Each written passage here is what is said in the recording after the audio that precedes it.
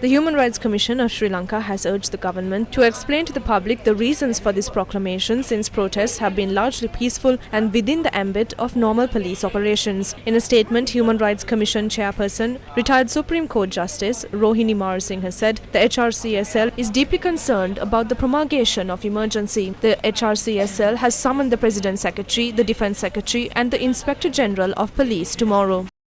Meanwhile, the Bar Association of Sri Lanka has called upon the President to revoke the proclamation of declaring the state of emergency and to ensure that the fundamental rights of the people are respected and protected and not violated by the state or its agents. The BASL said it is gravely concerned of the declaration of state of emergency in the country. The BASL has also called on the President to explain to the people the reasons as to why the state of emergency was declared.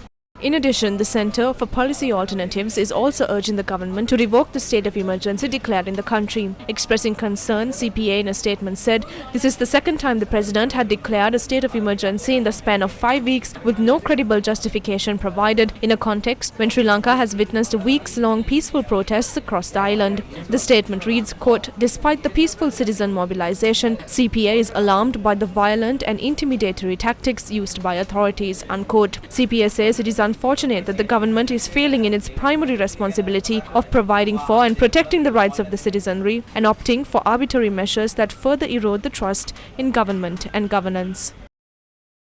In a tweet, US Ambassador to Sri Lanka Julie Chung expressed her concern about the state of emergency that was promulgated in the country.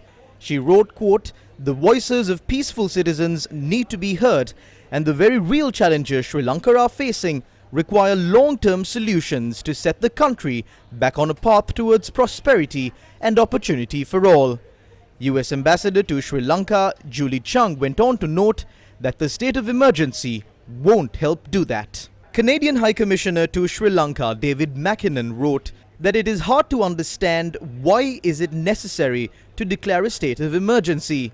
In a tweet, David McKinnon wrote, quote, "Over the past weeks, the demonstrations across Sri Lanka have overwhelmingly involved citizens enjoying their right to peaceful freedom of expression and are a credit to the country's democracy." Swiss Ambassador to Sri Lanka Dominic Fergler wrote on Twitter that it is hard to see how a state of emergency could help Sri Lanka in any way. In a tweet, the European Union noted that the state of emergency will certainly not help solving the country's difficulties and could have a counterproductive effect. New Zealand's High Commissioner to Sri Lanka Michael Appleton wrote on Twitter that New Zealand is concerned that Sri Lanka is again in a state of emergency without a clear rationale provided. He wrote, quote, "Sri Lankans whose recent protests have been overwhelmingly peaceful deserve to have their voices heard," unquote.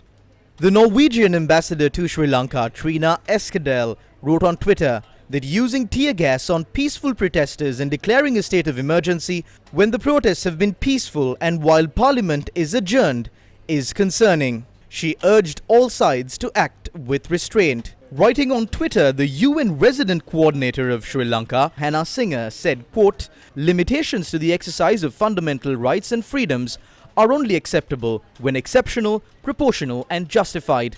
But peaceful expression of dissent is not an emergency," unquote. The UN resident coordinator went on to note that the root causes for the dissent must be tackled. The British High Commissioner to Sri Lanka, Sarah Hulton, writing on Twitter, said, quote, "A democratic and peaceful approach is essential to resolve the current challenges," unquote. She went on to note that right to peaceful protest and freedom of expression must be respected alongside all fundamental rights. Emergency laws restricting those rights work against democratic dialogue and solutions, unquote.